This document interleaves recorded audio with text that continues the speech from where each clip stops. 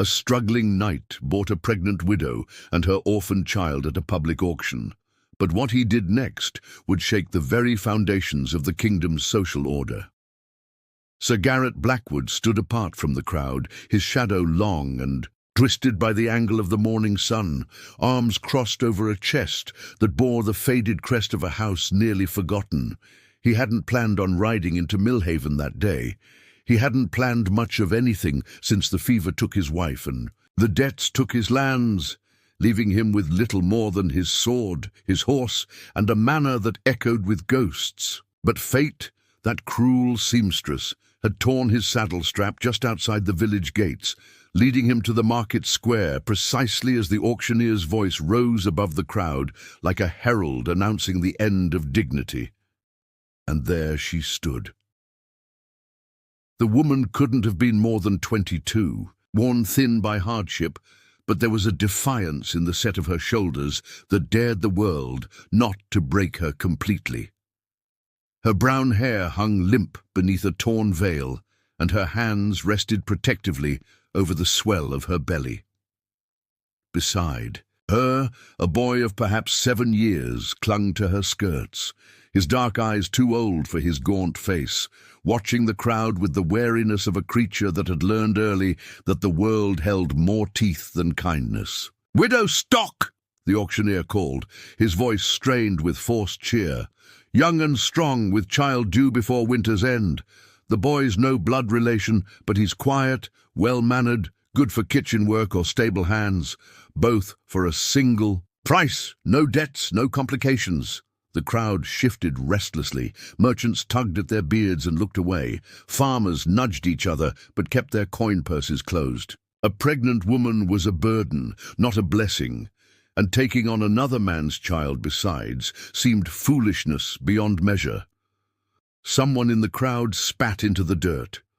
Another laughed, low and ugly. The woman flinched as if struck, and her hand moved instinctively to shield the boy behind her skirts. In that gesture, Garrett saw something that made his chest tighten with recognition. The fierce, desperate love of someone who had already lost too much and would fight with her last breath to protect what remained. The auctioneer's hammer rose, hovering like an executioner's blade. "Come now. Surely someone has need of willing hands. The price drops with each passing moment." Garrett's boots moved forward before his mind caught up with his body, dust rising in small clouds with each step. The woman's eyes found his, grey as storm clouds, startled but not yet hopeful. She had learned, as he had, that hope was a luxury neither of them could afford. He stopped beside the platform and pulled the leather purse from his belt, feeling the weight of his last coins. "I'll take them both," he said.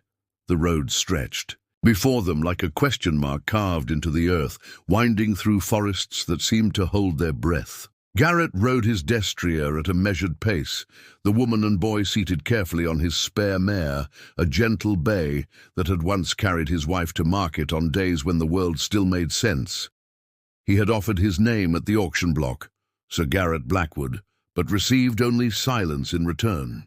The woman clutched the boy close, her spine rigid as iron, eyes fixed on the path ahead, as if staring hard enough might reveal his intentions written in the dust. The child, Tam, he'd heard someone call him, peered over her shoulder with curious eyes that tracked Garrett's every movement. They had ridden for an hour without words, the only sounds, the rhythmic thud of hooves on packed earth and the creak of leather. Garrett found himself stealing glances at his unexpected charges, noting how the woman's hand never strayed far from the boy's shoulder, how she flinched when branches snapped too loudly in the underbrush. She expected cruelty. Her body was coiled. For it, ready to shield the child even from a mounted knight, she could never hope to fight. When they crested a hill overlooking a stream, Garrett reined in his horse. "We'll rest here," he said, dismounting. "The horses need water." The woman's eyes darted to his face, searching for some trap in the simple kindness. "I can walk from here," she said quietly, "if the journey grows too burdensome." "The journey isn't burdensome." Garrett helped her down, careful not to touch more than necessary, his hands steadying her only until her feet found solid ground. "And you're with child. Walking would be foolishness." She studied him as if he were a riddle she couldn't solve. Most men who buy women at auction don't concern themselves with foolishness. The words hung between them like smoke. Garrett led the horses to drink, giving her space to breathe, to think. When he returned, he found the boy crouched by the water's edge, trailing his fingers in the current. "Fish," Tam whispered, the first word Garrett had heard him speak. "Little silver ones." "Trout," Garrett said, settling nearby, but not too close. "Good eating if you know how to catch them." "Papa taught me before the sickness took him." The boy's voice was barely audible above the stream's murmur. Garrett felt something shift in his chest, a recognition of loss that cut deeper than any blade. "Mine taught me too." The woman watched this exchange with careful eyes, her hand resting on her belly. When Garrett offered her his water skin, she hesitated only a moment before accepting it. "Mira," she said suddenly, as if the name had escaped. Despite her intentions, "Mira," Garrett repeated, tasting the word. "It suits you." She looked away, but not before he caught something vulnerable flickering across her features. Surprise, perhaps, that anyone had bothered to ask. Blackwood Manor rose from the hillside like a stone giant nursing old wounds, its towers reaching toward grey clouds that seemed perpetually gathered overhead. Once it had been magnificent, the seat of a family whose banners flew proud in the king's wars. Now it stood hollow-eyed, its windows dark as mourning veils, gardens choked with weeds that whispered of neglect. Mira's breath caught as they approached. The main gate. The estate was grander than anything she had ever imagined calling home, yet something about its emptiness made her pull Tam closer. Wealth without warmth, she realized, was merely another kind of poverty. The servants who emerged to greet them moved like ghosts through familiar haunts. Old Henrik, the steward, bowed stiffly to Garrett, but his eyes lingered on Mira with the wariness of a man who had watched his master make too many questionable decisions. The scullery maid, barely older than Tam, whispered behind her hand to the stable boy, their words lost, but their meaning clear enough. "Rooms will be prepared," Henrik announced, his tone carefully neutral. "Shall I arrange quarters in the servants' wing?" "The blue chamber," Garrett said quietly, "and the adjoining room for the boy." Mira felt the ripple of shock pass through the assembled staff. The blue chamber was for guests of station, not purchased women heavy with another man's child. She saw it in their faces, confusion, judgment, the sharp calculation of servants who understood their master's moods better than he understood them himself. "My lord," Henrik began carefully, "perhaps—" "The blue chamber," Garrett repeated, and there was steel beneath the quiet words. As they climbed the main staircase, Myra's fingers traced the carved banister, feeling the smoothness worn by generations of hands that belonged in such a place. The walls were lined with portraits of stern-faced ancestors, whose painted eyes seemed to follow her progress with disapproval. At the landing, she paused before a painting of a young woman with kind eyes and golden hair. "My wife," Garrett said, softly behind her. "Eleanor." The weight of understanding settled on Mira's shoulders like a shroud. This was a house built for love, now populated only by echoes. Every room they passed seemed to exhale loneliness, from the great hall with its single-place setting to the solar, where dust motes danced in shafts of pale sunlight. When Henrik opened the door to the blue chamber, Mira stepped inside and felt, immediately, like an intruder. The bed was too large, the tapestries too fine, the view from the window too beautiful for someone who had been bought at market like a bolt of cloth. "This isn't right," she whispered, one hand pressed to her belly, where the baby stirred restlessly. Garrett paused in the doorway, his shadow falling across the threshold like a bridge between her world and his. "Nothing has been right in this house for a long time," he said. "Perhaps that can change." The kitchen hearth crackled with warmth that the rest of the manor seemed to have forgotten how to hold. Cook Elsa, a woman built like a fortress and twice as formidable, stood over a bubbling pot that filled the air with the rich scent of rabbit stew. Her grey hair was pinned beneath a spotless cap, and her hands moved with the practiced efficiency of someone who had fed lords and servants alike for more years than most could count. When Garrett appeared in the doorway with Mira and Tam trailing behind him like uncertain shadows, Elsa's wooden spoon paused mid-stir. "Kitchen's no place for guests, my lord," she said, though her tone held more curiosity than reproach. "They're not guests," Garrett replied, settling onto the rough-hewn bench beside the scrubbed oak table. "They're family now." The word hung in the steamy air like a prayer spoken in an unfamiliar tongue. Mira's eyes widened, and she instinctively stepped back. But Tam's stomach chose that moment to rumble loudly enough to make Elsa cluck her tongue in maternal disapproval. "Skin and bones," the cook muttered, ladling generous portions into wooden bowls. "Both of you, by the look of it. Sit, sit, can't have folk wasting away under my roof." The table was scarred by decades of use, marked with knife cuts and burn rings that spoke of countless meals shared in honest labor. It was nothing like the polished mahogany of the great hall, yet when Garrett took his place among them, he seemed more at ease than Mira had yet seen him. Tam climbed onto the bench beside her, eyes fixed on the steaming bowl before him. At Elsa's encouraging nod, he took a tentative bite, then another, faster now, as if afraid the food might vanish. "Slowly, little master," Elsa chided gently. "There's plenty more where that came from." "He hasn't eaten properly in weeks," Mira said quietly, her own spoon hovering uncertainly over her bowl. "Then we'll remedy that," Garrett said, tearing a chunk of brown bread and placing it beside Tam's bowl. "Elsa's cooking could raise the dead." The cook snorted. "Flattery won't get. You extra pudding, my lord." Something shifted in the warm, flour-dusted air. Tam giggled, actually giggled at the exchange, and the sound seemed to surprise him as much as everyone else.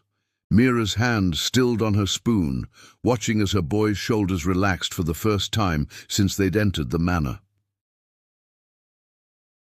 "You, like horses?" Garrett asked Tam, cutting his meat with careful deliberation. "Yes, sir. Papa said I had good hands with them. Tomorrow, if your mother permits, I'll show you the stables. We have a mare who's particularly fond of apples." Tam looked to Mira with such hopeful eyes that she felt her careful walls crack just slightly. "If it pleases my lord," she murmured. "It pleases me if it pleases you," Garrett said simply. Elsa hummed approval into her stew, and somewhere in that ordinary moment, the impossible began to feel possible. Word travelled through the village like plague wind, swift and poisonous. By the time Garrett rode into Millhaven 3 days later, whispers followed him like hungry dogs. He felt their eyes on him as he dismounted outside the blacksmith's forge, heard the conversations that died mid-sentence when he passed, saw the knowing looks exchanged between merchants who thought themselves clever. Blackwood's finally lost. "His mind," someone muttered behind a cart of turnips, "buying himself a whore and calling it charity." Garrett's jaw tightened, but he continued his business with the steady composure of a man accustomed to weathering storms. He needed horseshoes, grain, winter supplies for the manor, simple necessities that had nothing to do with the speculation burning through the village like wildfire. It was outside the grain merchant's shop that Lord Aldrich Ravencrest cornered him, flanked by 2 younger nobles whose soft hands and calculating eyes marked them as courtiers rather than warriors. Aldrich was everything Garrett had once been, wealthy, connected, secure in his place among the king's favoured. His doublet was cut from silk that cost more than most families saw in a year. Garrett, Aldrich said, his smile sharp as a blade. I hear congratulations are in order. You've acquired a wife. I've acquired nothing, Garrett replied evenly, securing the grain sacks to his pack-horse. And congratulations seem premature. Come now, no need for false modesty among friends. Though I must say, purchasing companionship at market seems rather beneath your station. The younger nobles chuckled like trained parrots. Garrett straightened slowly, his hand resting casually on his sword hilt, not a threat, merely a reminder of what he'd been before debt and grief had humbled him. My household arrangements are my own concern, Aldrich. Ah, but that's where you're wrong. Aldrich stepped closer, his voice dropping to a conspiratorial whisper. The king has been asking questions about his knight's conduct, moral conduct, specifically. Some say that a man who would buy a pregnant woman has questionable judgment. Others wonder what exactly you intend to do with her. The words hit their mark like arrows, finding gaps in armor.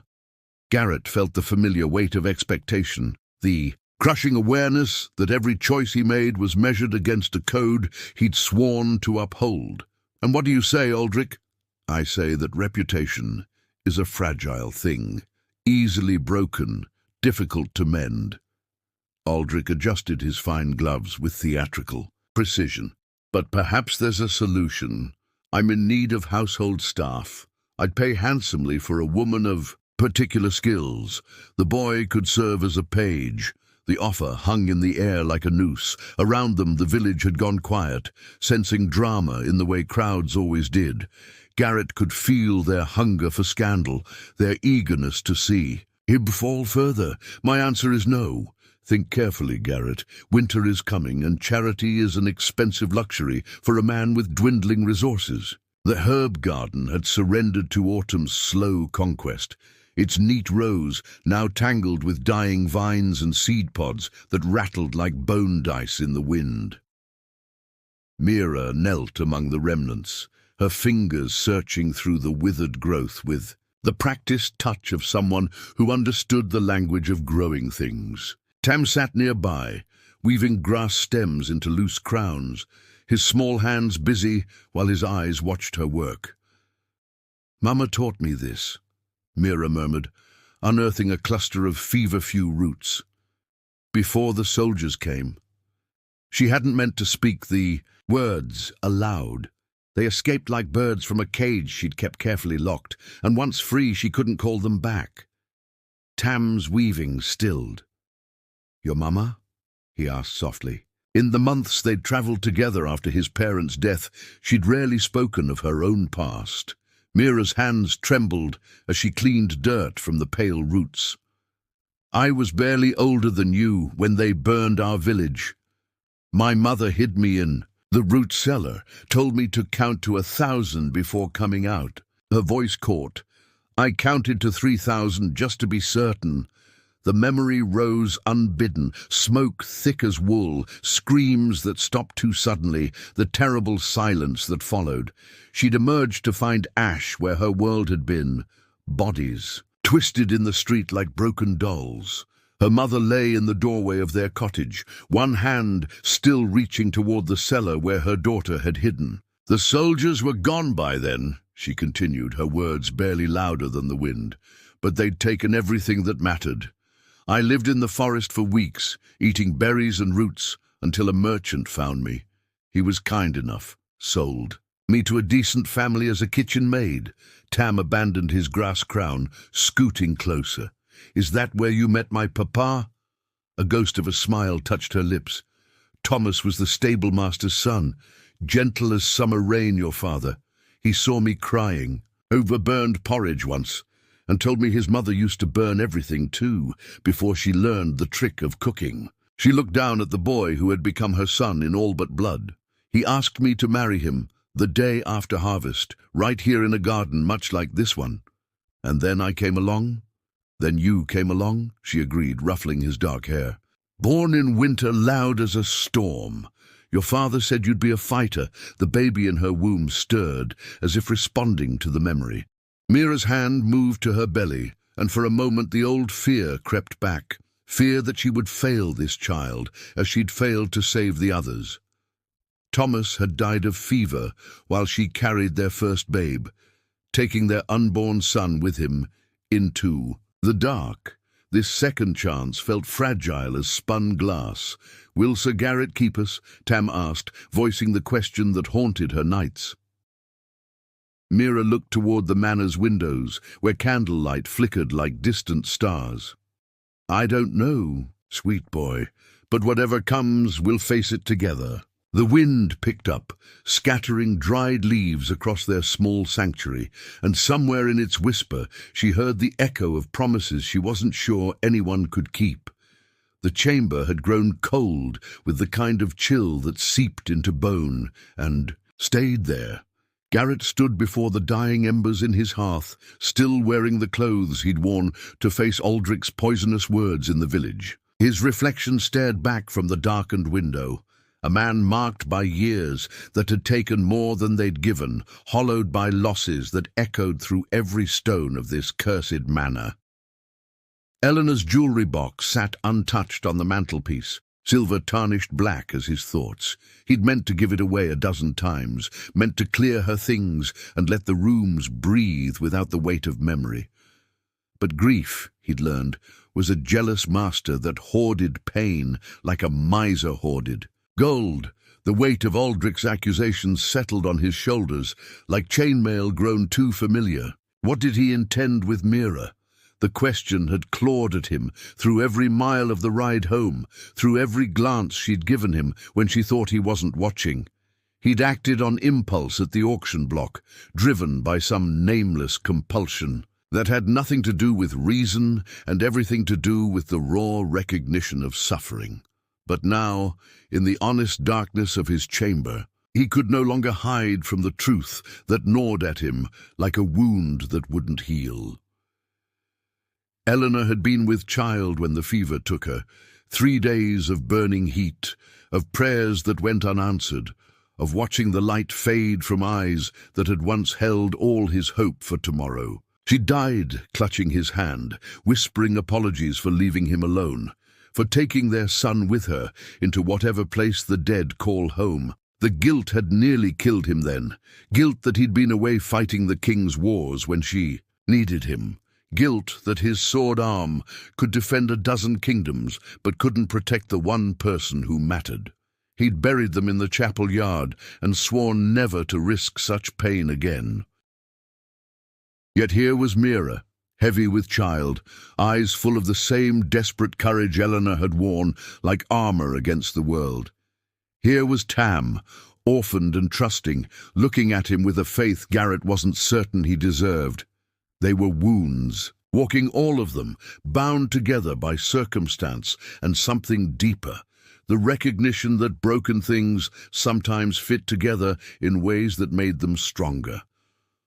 A soft knock interrupted his brooding. He opened the door to find Tam standing in the corridor, barefoot and trembling in his thin nightshirt. "Sir Garrett? Mama's hurting. She won't say so, but I can tell. She holds her belly and makes small sounds when she thinks I'm sleeping."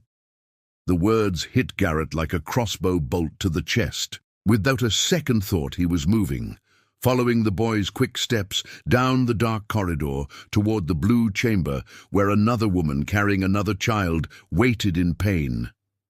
History, it seemed, was determined to repeat itself, and this time he would not, could not, fail. The storm struck with the fury of a god's wrath, thunder shaking the manor's ancient stones, while rain lashed the windows like grasping fingers. Wind howled through gaps in the shutters, carrying with it the scent of lightning and wild things driven to desperate shelter.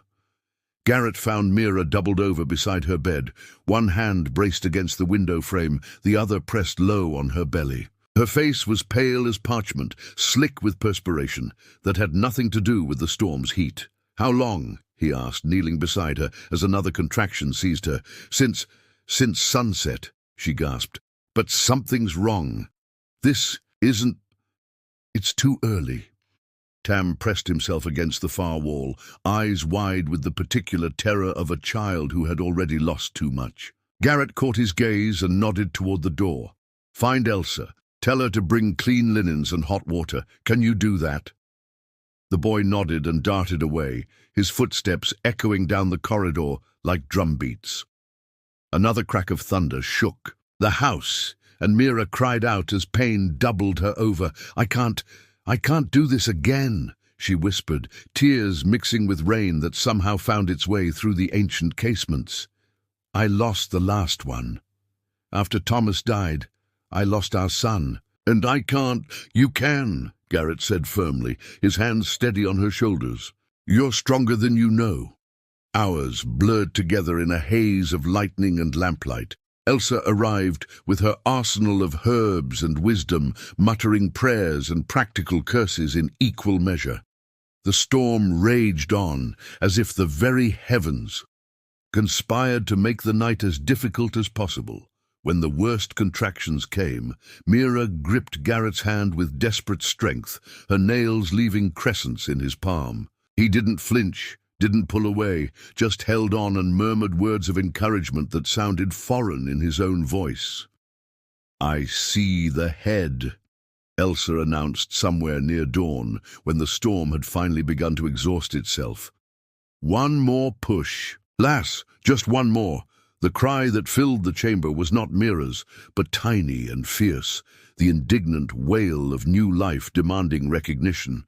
Garrett felt something in his chest break open, not with pain, but with wonder, as Elsa lifted a small, perfect child into the grey morning light. "A daughter," she said, wrapping the baby in clean linen. "Small but strong." Mira reached for her child with trembling hands, tears streaming down her face. The baby quieted at her mother's touch, dark eyes blinking up with the ancient wisdom that all newborns seemed to carry. Garrett watched them together and felt the last of his carefully constructed walls crumble. This was what he'd been searching for without knowing it. Not just redemption, but renewal. Not just shelter from the storm, but the courage to weather whatever came next. "She's beautiful," he said softly. Mira looked up at him, her eyes bright, with exhaustion and joy. "Thank you," she whispered, "for everything." They came at midday like carrion birds drawn to fresh death, Lord Aldrich flanked by the king's bailiff and 2 guards bearing the royal seal. Garrett watched from the solar window as their party crested the hill, banners snapping in the autumn wind, and felt ice settle in his veins. The great hall had not hosted such formal company in years. Dust motes danced in shafts of pale sunlight that fell across the long table where his ancestors had once dispensed justice. Now it would be his turn to face judgment, though the scales seemed weighted against him before the first word was spoken. "Sir." "Garrett Blackwood," the bailiff announced, unrolling a parchment sealed with red wax. "By order of His Majesty's court, you stand accused of conduct unbecoming a knight of the realm. Specifically the unlawful cohabitation with a woman of questionable virtue, purchased at common auction for purposes unknown." Aldrich stepped forward, his smile sharp as winter wind. "The Crown has concerns about your household arrangements. Questions have been raised about your fitness to hold lands and title." "What questions?" Garrett asked, though he already knew the trap being laid. "A pregnant woman, unmarried, living under your protection. A bastard child calling you father. Some might call it charity, but others—" Aldrich shrugged eloquently. "Others see corruption." The great doors creaked open, and Mira entered carrying little Rosalind, with Tam close beside her. She'd heard the commotion, seen the royal guards, and came despite the obvious danger. Her chin was raised with the same defiance Garrett had first seen at the auction block. "I am no man's whore," she said clearly, her voice carrying across the stone chamber. "And my children are not bastards born of sin." The bailiff's eyes narrowed. "You speak boldly for one with no legal standing. According to these documents, you were purchased as an indentured servant. Your status and that of your children belongs to your master." Garrett felt something cold and terrible unfurl in his chest. She is under my protection, not my ownership. Protection from what? Aldrich asked smoothly. Or perhaps the question is protection for what purpose? The court requires clarity, Garrett. Either you claim her as your lawful wife, or you surrender her to more appropriate arrangements. The words hung in the air like an executioner's blade. Garrett looked at Mira, saw the fear she tried to hide behind courage, saw Tam's small hand creep into hers. Baby Rosalind slept peacefully, unaware that her future hung in the balance of politics and pride. The law is clear, the bailiff continued. An unmarried woman with children cannot remain in a knight's household without proper kinship or matrimonial bonds. You have 7 days to regularize the situation or face forfeiture of lands and title. Aldrich's triumph was written in every line of his face. 7 days, old friend. I do hope you'll choose wisely. As the royal party departed, Garrett stood in the echoing silence of his hall, feeling the weight of impossible choices pressing down like stones upon his chest. The village square had transformed into an amphitheater of judgment, packed with bodies pressed shoulder to shoulder like grain in a silo. Word of Sir Garrett's trial had spread through the kingdom faster than plague, drawing nobles and commoners alike to witness the fall of a man who had dared to challenge the natural order. The king's magistrate sat beneath a canopy of royal blue, his face carved from stone and winter wind. Lord Aldrich flanked him like a hunting hound eager for the kill, while scribes prepared their quills to record whatever verdict would echo through history. Garrett stood in the center of it all, hands clasped behind his back, eyes fixed on some distant point beyond the crowd. He wore his finest doublet, the one Eleanor had embroidered with golden thread, and carried himself with the dignity of a man who had already made peace with his fate. "Bring forth the woman," the magistrate commanded. Mira stepped forward. Baby. Rosalind nestled against her breast, Tam's hand clutched tight in hers. The crowd murmured like wind through wheat, voices rising and falling in waves of speculation. She had dressed simply but cleanly, her hair braided and covered with a modest veil that could not hide the fire in her grey eyes. "State your name and station," the magistrate intoned. "Mira, daughter of Willem the carpenter, widow of Thomas the stable master." Her voice carried clear and strong across the square. "Mother to Tam and Rosalind under the protection of Sir Garrett Blackwood." "Protection?" Aldrich stepped forward, his voice dripping honeyed poison. "Or possession? Tell us, woman, what services do you provide in exchange for your lord's generosity?" The crowd held its breath. Garrett's jaw tightened, but before he could speak, Mira lifted her chin higher. "I provide what any woman provides her family, care, counsel and love freely given. Sir Garrett has asked nothing of me save that I accept his kindness, which I have done with gratitude, but not servitude." "Family?" The magistrate's eyebrow arched. "You claim kinship with Sir Garrett?" "I claim nothing save what he has offered, a place at his table, safety for my children, and the respect I had not known since my husband's death." A woman in the crowd called out, "She speaks truth! I saw how gentle he was with the boy." Others murmured agreement, and Garrett felt something shift in the air, like wind changing direction. The magistrate raised his hand for silence. "Sir Garrett Blackwood, you stand accused of conduct unbecoming your station. How do you answer these charges?" Garrett stepped forward, his voice carrying the weight of absolute conviction. "I answer that love knows no station, Your Honor, and if protecting those who need protection makes me unfit for knighthood, then I surrender my spurs gladly." The square erupted in chaos as his words hit like stones thrown into still water, rippling outward through the crowd in waves of shock and wonder. The magistrate's verdict had stunned them all, a royal pardon contingent upon formal marriage within the fortnight, or exile from the realm. Now they stood in the manor's herb garden, where Mira had first spoken of her past, the weight of choice heavy between them like unshed rain. Garrett watched Mira tend to the late roses, her movements careful and deliberate as she pruned away the dead blooms. Baby Rosalind slept in a basket nearby, while Tam gathered the fallen petals, making neat piles of crimson and gold. The domestic peace of the scene felt fragile as spun glass. "You don't have to do this," Mira said without looking up from her work. "Marriage to save face, it's not what either of us planned." "No," Garrett agreed quietly. "It's not." The admission hung between them like a bridge half-built. He had married once for love, and love had left him hollow when it died. The thought of binding himself again, of risking that kind of loss, made his chest tight with old fear. "I could take the children and leave," Mira continued, her voice steady but strained.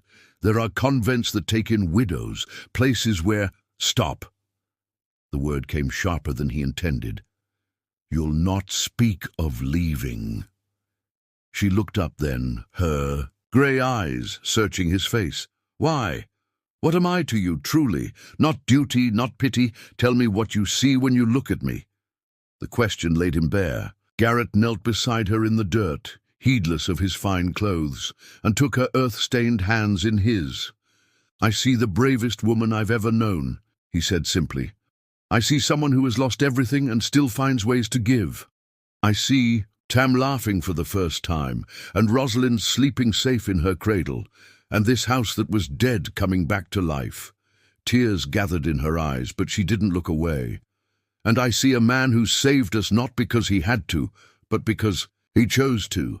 Every day since the market square, you've chosen us again." Tam abandoned his petals and came to stand beside them, his small hand resting on Garrett's shoulder. "Are you going to be my papa now? Really and truly?"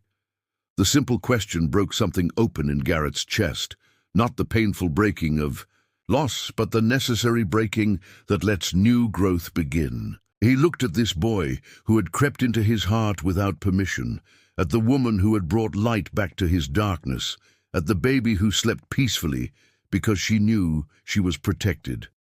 "If your mother will have me," he said, "then, yes, really and truly." Mira's smile came like sunrise after the longest night. "I will have you, Garrett Blackwood. Not because the king commands it, but because my heart chooses it." When he kissed her there among the roses, with Tam cheering and baby Rosalind stirring awake, it felt like the beginning of everything he'd thought he'd lost forever. Spring came to Blackwood Manor like a gentle benediction, painting the world in shades of green that spoke of renewal and second chances. The herb garden flourished under Mira's careful tending, neat rows of thyme and rosemary stretching toward the sun. Tam raced between the plantings with a wooden sword Garrett had carved for him, chasing imaginary dragons while baby Rosalind gurgled her approval from her blanket beneath the apple tree.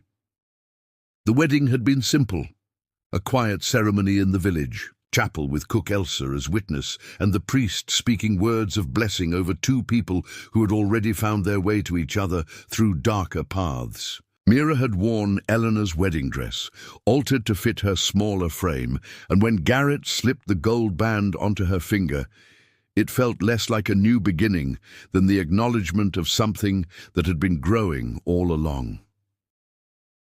The villagers had come around slowly, drawn by curiosity that gradually warmed into acceptance.